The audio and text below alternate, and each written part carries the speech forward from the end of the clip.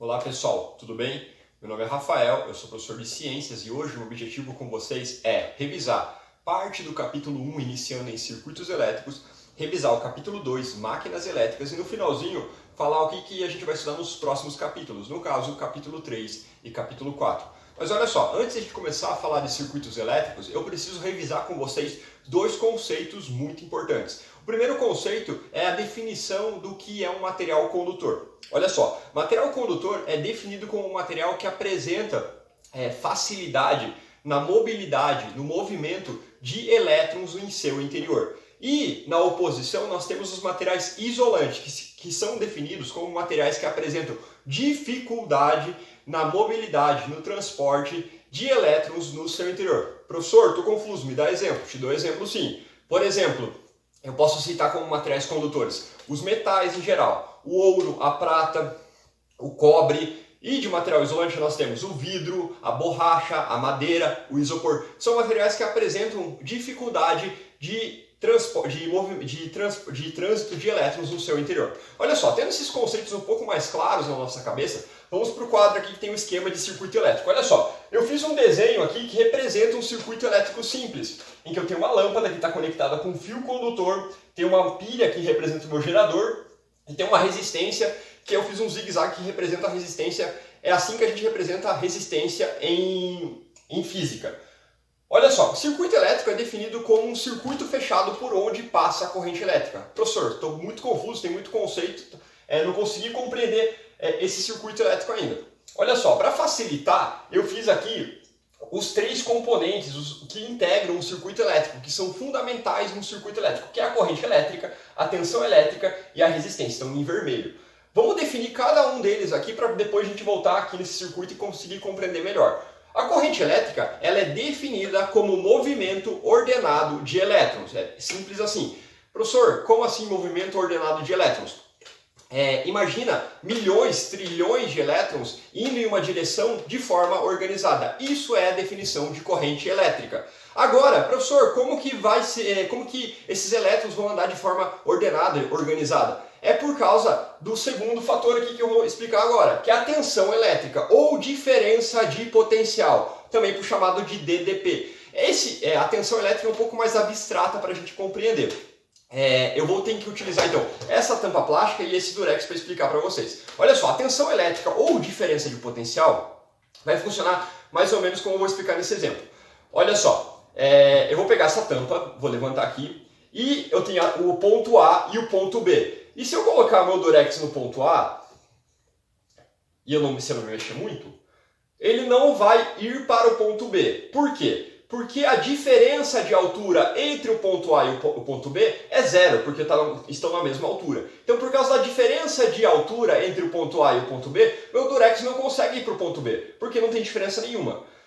Porém, se eu levantar um pouco a extremidade A em relação a B, vai ter uma diferença de altura entre A e B. E se eu colocar meu durex, ele vai se movimentar indo em direção a B. Então eu coloco meu durex no ponto A, ele vai em direção ao ponto B. Mas professor, o que tem a ver tensão elétrica com o durex e tampa plástica? Tem tudo a ver. Porque a gente consegue com essa analogia entender a tensão elétrica. Porque se eu pegar e representar isso aqui como minha tensão elétrica e representar que o ponto A tem diferença de potencial elétrico em relação ao B, vamos imaginar que então isso daqui é a minha tensão elétrica e eu tenho uma diferença de potencial elétrico entre o ponto A e o ponto B e meu durex representa o elétron, meu elétron vai fazer um movimento de A para B. E é exatamente assim que funciona, ou parecido com isso que funciona a tensão elétrica, que vai fazer com que haja o ordenamento de elétrons. E por último, a resistência vem de encontro com os primeiros conceitos que eu expliquei para vocês de material condutor e material isolante. Cada característica do material apresenta uma certa resistência. E por essa razão, vai depender da característica daquele material. Se ele for um bom condutor, ele vai oferecer pouca resistência e por essa razão a corrente elétrica vai conseguir transitar no circuito elétrico de forma mais facilitada. E então, agora a gente entendendo os três conceitos básicos, a gente consegue entender um pouco melhor sobre circuito elétrico. Bom, o meu gerador, repare que está entre parênteses aqui a tensão. É exatamente ele que faz a minha tensão elétrica, porque eu tenho uma diferença de potencial elétrico na minha bateria, na minha pilha, em que eu tenho um polo positivo e um polo negativo. Essa diferença de potencial elétrico entre positivo e negativo faz com que haja um ordenamento de elétrons e eles circule no meu circuito elétrico através de fios condutores. E a resistência é a característica que esses materiais têm em oferecer dificuldade ou não na passagem da corrente elétrica nesse circuito. E quando a corrente elétrica passa no equipamento elétrico, no caso a lâmpada no meu exemplo, vai haver transformação de energia elétrica para outro tipo de energia. Nesse caso a gente tem dois exemplos, para energia luminosa e energia térmica, porque a lâmpada também dá uma esquentadinha. E agora, para a gente prosseguir no conteúdo, precisamos relembrar dois conceitos, que é o de carga elétrica e o de tempo, que a gente vai utilizar nos nossos cálculos. Olha só, eu fiz aqui uma coluna para símbolo e outra para unidade de medida. Professor, por quê? Eu estou confuso.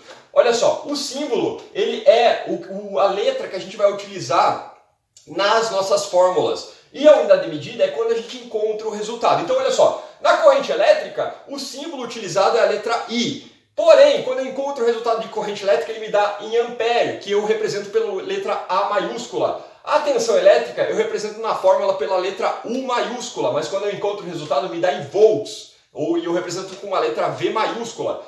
A resistência eu utilizo na fórmula UR maiúsculo, mas quando eu encontro o resultado, me dá em ohms, ou eu represento uma letra grega chamada ômega. A carga elétrica, a gente cansou de fazer cálculos no início do bimestre. Utilizamos na fórmula a letra Q maiúscula e me dá a unidade de medida em C maiúscula, o Coulomb. E o tempo, na fórmula a gente representa com um T minúsculo e a gente vai utilizar a unidade de medida segundo para realizar os nossos cálculos. Professor, mas se tiver em horas no problema, você precisa converter em segundos. Se tiver em dias, converte em segundos. Só pode utilizar essas fórmulas de cálculo de corrente elétrica em segundos. Agora eu vou passar umas imagens em alguns slides que vai facilitar a fixação desses conteúdos que eu mostrei para vocês. Olha só, pessoal, então eu trouxe essa imagem que eu fiz questão de mostrar para vocês porque eu acho que ela fica bastante didática para compreender melhor os circuitos elétricos. Olha só, nessa imagem eu consigo observar, vamos começar observando pelo verdinho ali que está sendo empurrado. O verdinho tem um amp ali que significa ampere, que é a unidade de medida de corrente elétrica. Então ele é a nossa corrente elétrica que está sendo empurrada pelo carinha em amarelo ali, que é a nossa diferença de potencial, nossa tensão elétrica, que está 1 volt ali, que é a unidade de medida para tensão elétrica. Então, olha só, então imagina que quanto maior for esse empurrão que a tensão elétrica está fazendo na corrente elétrica, com mais facilidade essa corrente elétrica vai conseguir percorrer esse circuito. Porém, a gente está vendo ali que a tensão não é o único fator que determina como que esses elétrons vão percorrer esse caminho. Tem um vermelhinho ali que representa a nossa resistência, tem até um chapéuzinho com ohm ali, que é a unidade de medida de resistência. Então, olha só, se essa resistência for alta, ou seja, vai dificultar a passagem dos elétrons nesse circuito. Se a resistência for baixa, vai facilitar a passagem de elétrons nesse circuito. Então aqui a gente tem uma definição mais elaborada do que eu acabei falando para vocês durante essa aula sobre circuitos elétricos, é que o circuito elétrico ele pode ser explicado como um ou mais caminhos fechados em que se percorre a corrente elétrica. E aqui no lado direito a gente tem um exemplo de um circuito elétrico que só percorre um caminho, e no caso das residências que tem vários caminhos sendo percorridos pela corrente elétrica. Então, para fechar, antes da gente ir para os exercícios, para que a eletricidade percorra esse caminho são necessários esses 3 fatores que a gente está discutindo até agora. A corrente elétrica, o gerador de tensão ou a diferença de potencial e os resistores. Então agora a gente vai para os exercícios e vamos fechando então a linha de raciocínio sobre esse assunto.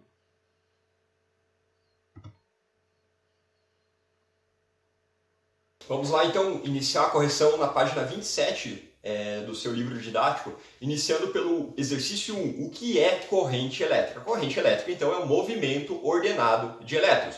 Apresente seu símbolo, o símbolo de corrente elétrica é I. E a unidade no sistema internacional, que é a mesma coisa que unidade de medida. No caso da corrente elétrica é dado em ampere, que a gente coloca um A maiúsculo. Número 2.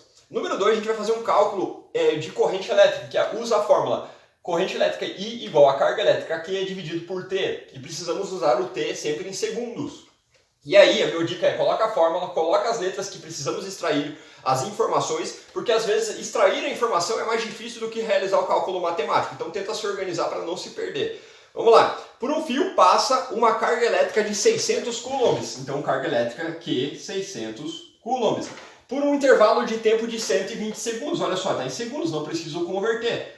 E ele quer saber a intensidade de corrente elétrica. É só jogar na fórmula. Então vai ficar I igual 600 dividido por 120.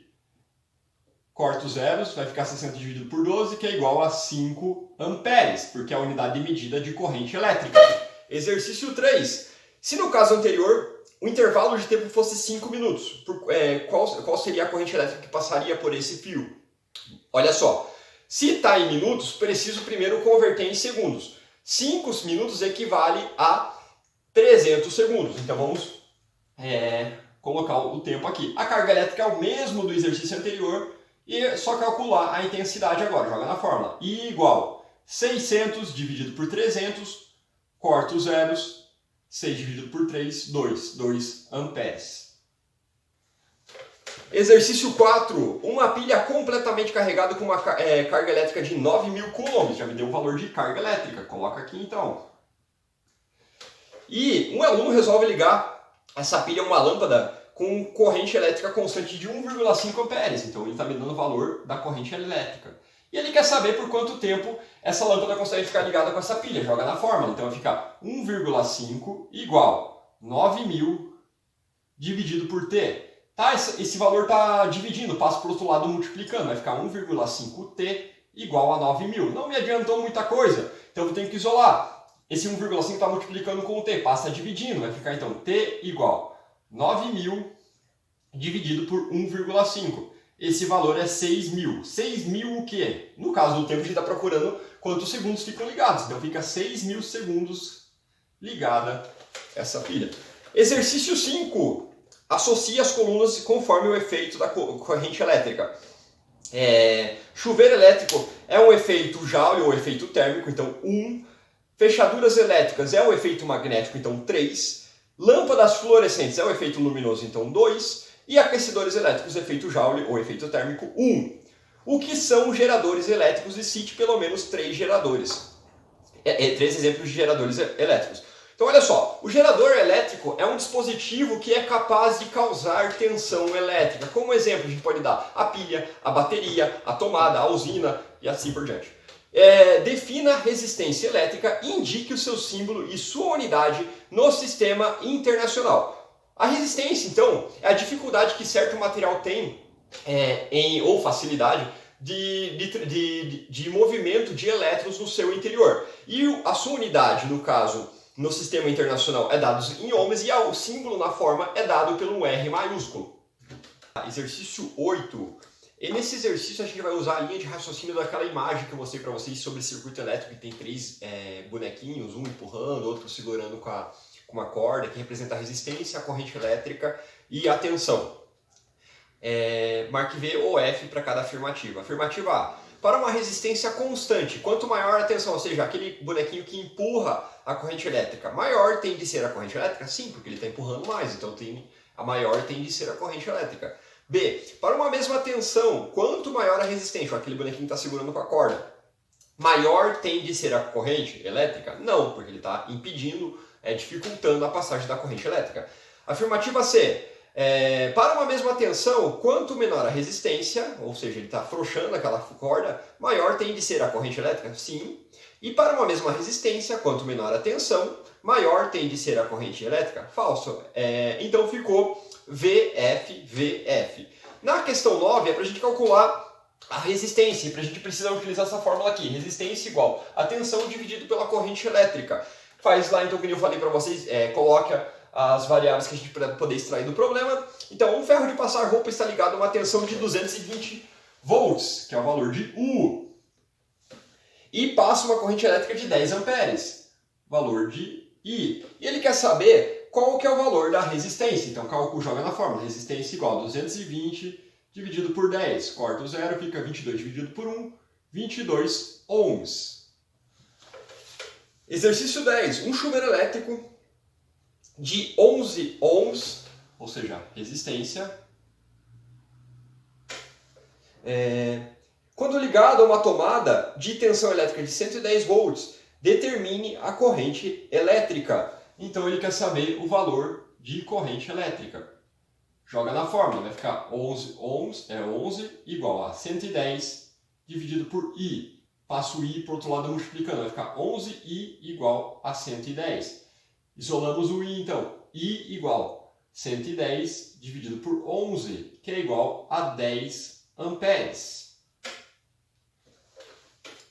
Exercício 11. Um resistor é percorrido por uma corrente elétrica de 5 amperes, valor de I. Quando submetido a uma tensão de 80 volts, valor de U. E ele quer saber o valor da resistência. Vamos lá, então, joga na fórmula.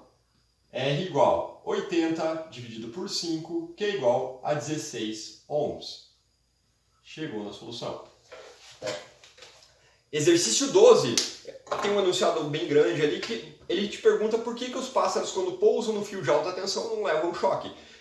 A resposta é porque a distância entre uma pata e outra, quando eles pousam no fio, é muito pequena, incapaz de causar uma diferença de potencial. Então a corrente elétrica não passa pelo corpo do passarinho, por isso que ele não leva choque. E na questão 13, determine se tem maior ou menor resistência quando o comprimento do fio aumenta. Então imagina, tem um fio aqui, ele vai aumentar esse comprimento. Então vai ter um maior local para a corrente elétrica passar. A resistência vai aumentar. Quando a espessura do fio aumenta, então vamos imaginar que esse fio tem essa espessura aqui. Então a resistência vai diminuir, porque vai ter mais locais para a corrente elétrica passar. O comprimento do fio diminui. Se ele diminui, vai ter menor local para a corrente elétrica passar, então a resistência diminui. E a espessura do fio diminui, então vai ser mais apertado para a corrente elétrica passar. Então a resistência elétrica aumenta. Agora a gente vai fazer a correção dos exercícios da hora do estudo. Vamos lá, pessoal, fazer a correção da página 31, 32 e 33 do exercício 1 ao 12 do Hora do Estudo. Os gabaritos estão na tela, então eu vou fazer apenas comentários complementares a fim de ajudar no estudo de vocês. Então, no exercício 1 é o exercício básico de eletrização, em que ele quer saber o que é um corpo neutro, positivo e negativo, e que partícula ele precisa ganhar ou perder para ficar dessa maneira. Um corpo neutro é o que apresenta a mesma quantidade de partículas positivas e negativas, no caso, prótons e elétrons.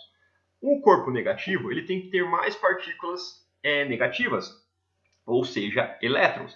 E o corpo só pode ganhar ou perder elétrons, nunca pode perder ou ganhar prótons. Por essa razão, ele precisa ganhar elétrons para ficar negativo. E na C, ao contrário, ele precisa ter mais prótons do que elétrons, e dessa maneira, então, ele deve perder elétrons. Na questão 2, traz um átomo que tem 12 prótons, e ele quer saber na A, quantos elétrons ele precisa para ficar neutro. No caso, se ele tem 12 prótons, ele precisa de 12 elétrons. Na B, para ele ficar positivo, ele precisa perder no mínimo um elétron, ficando com 11. E na C, para ele ficar negativo, ele tem que ganhar pelo menos um, então ficando com 13.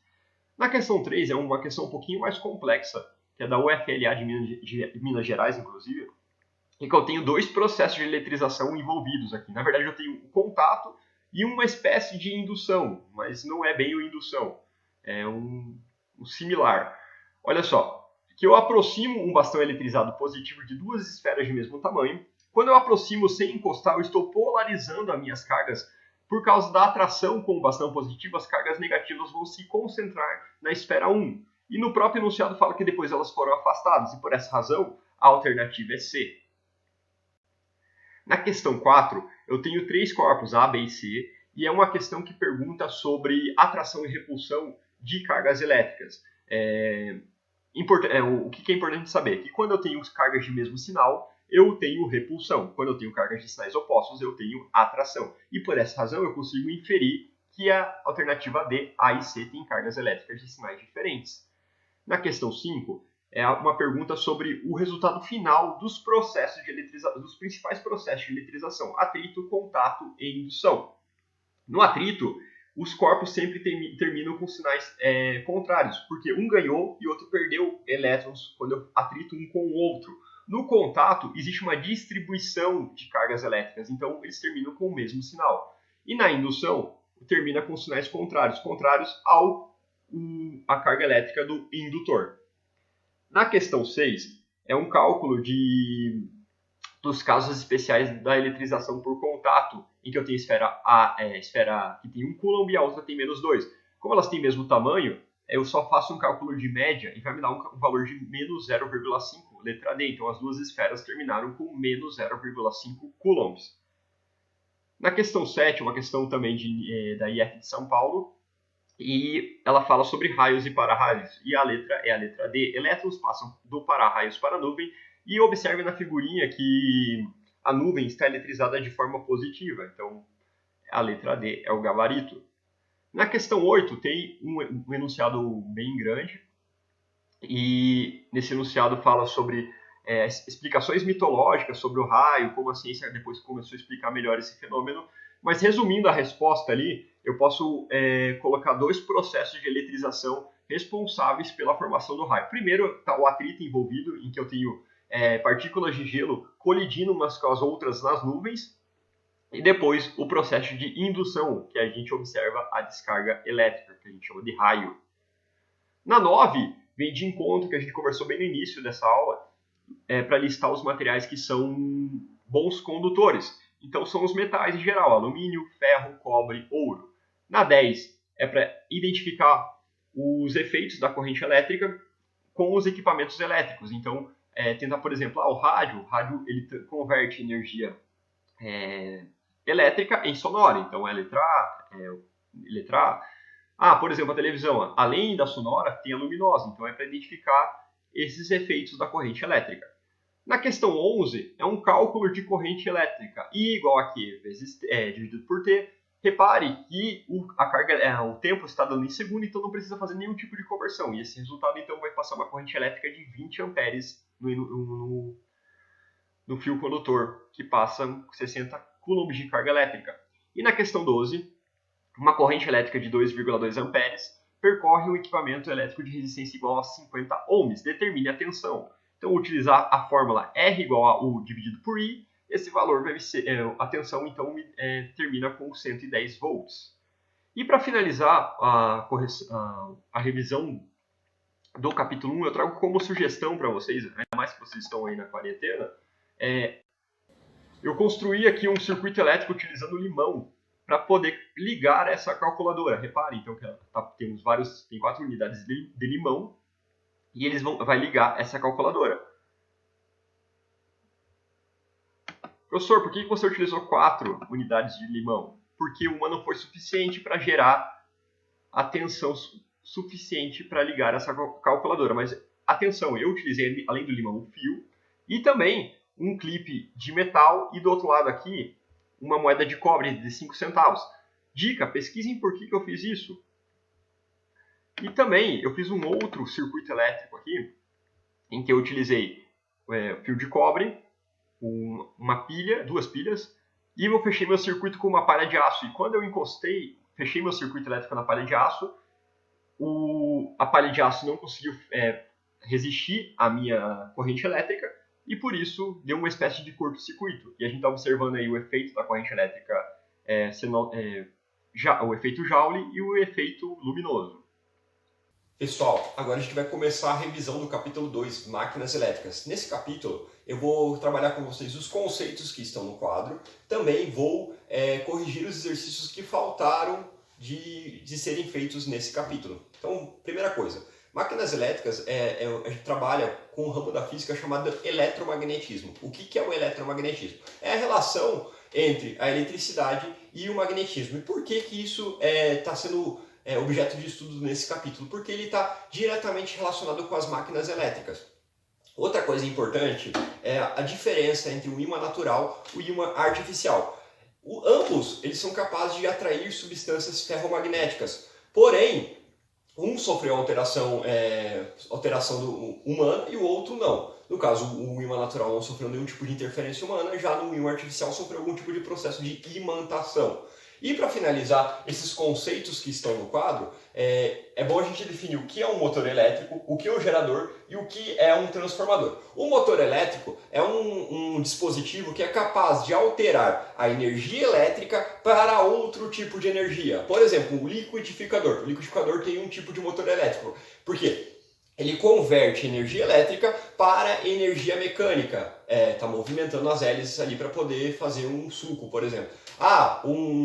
Um televisor converte energia elétrica para energia luminosa e sonora. Então tem uma espécie de motor elétrico dentro da televisão. O que seria um gerador? O gerador seria o oposto. Ele converte um outro tipo de energia em energia elétrica. E, por fim, o transformador. O transformador ele é capaz de alterar a tensão. Pode ser para uma tensão maior ou menor. Um caso clássico de transformador é quando a gente precisa ter um dispositivo que é 110 volts e a gente quer usar o de 220 volts. Então você utiliza um transformador para conseguir utilizar naquela tensão específica. A gente vai começar a corrigir os exercícios da página 40. Na página 40 te pergunta o que é um ímã natural. O ímã natural, então, são encontrados na natureza, não sofrem influência humana e, como exemplo, eu posso dar a magnetita. O que seria um ímã artificial? O ímã artificial é um ímã que ele adquire propriedades magnéticas através de algum processo de interferência humana e a gente chama esse processo de imantação. Na 3 tem uma manchete que fala sobre uma enceradeira que gruda no aparelho de ressonância magnética e impede exames no Distrito Federal. Aí na questão A te pergunta por que o aparelho de ressonância magnética funciona como um grande ímã.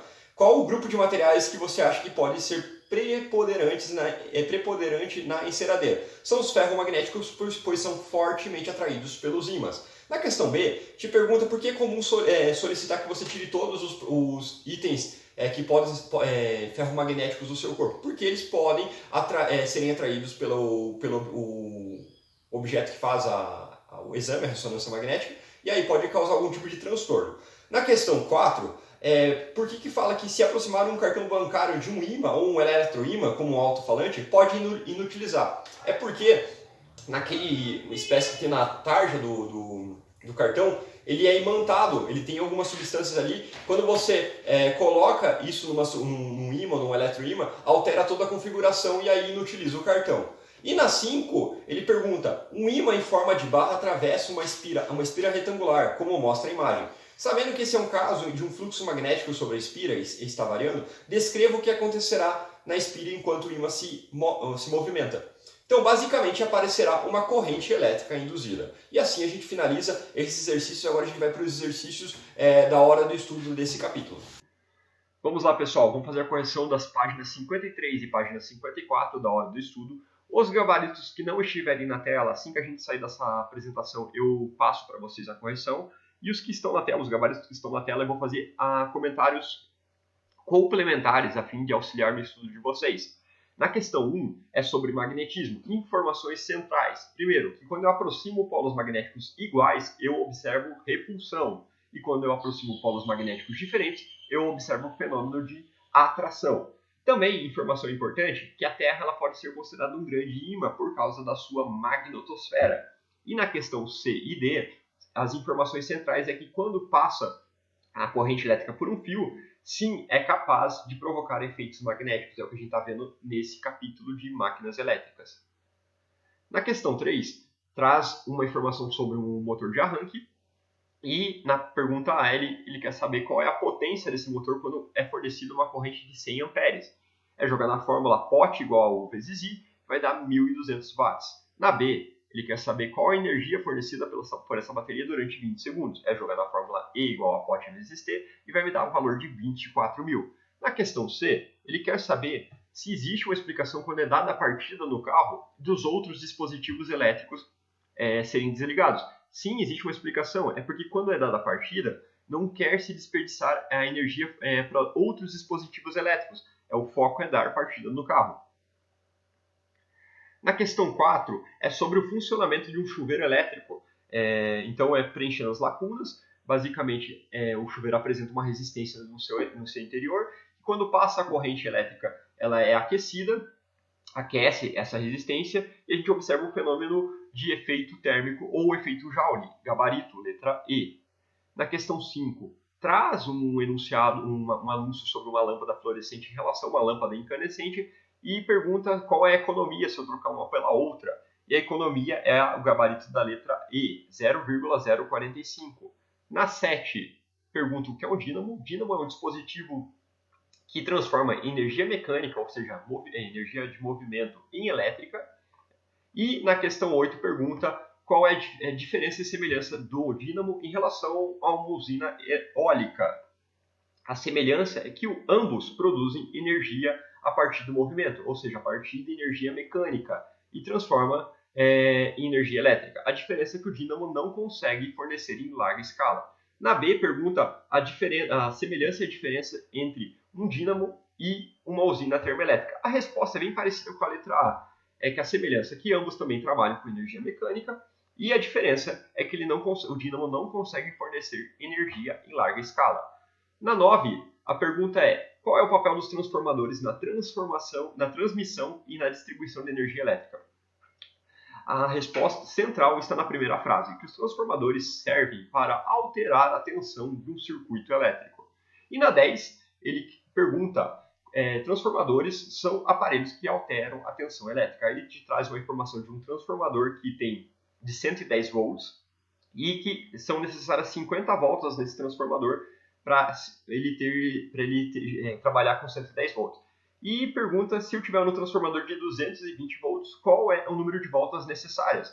Eu tenho 3 informações e são informações diretamente relacionadas. Por essa razão, eu consigo fazer uma regra de 3 e o valor vai ser 1000 voltas.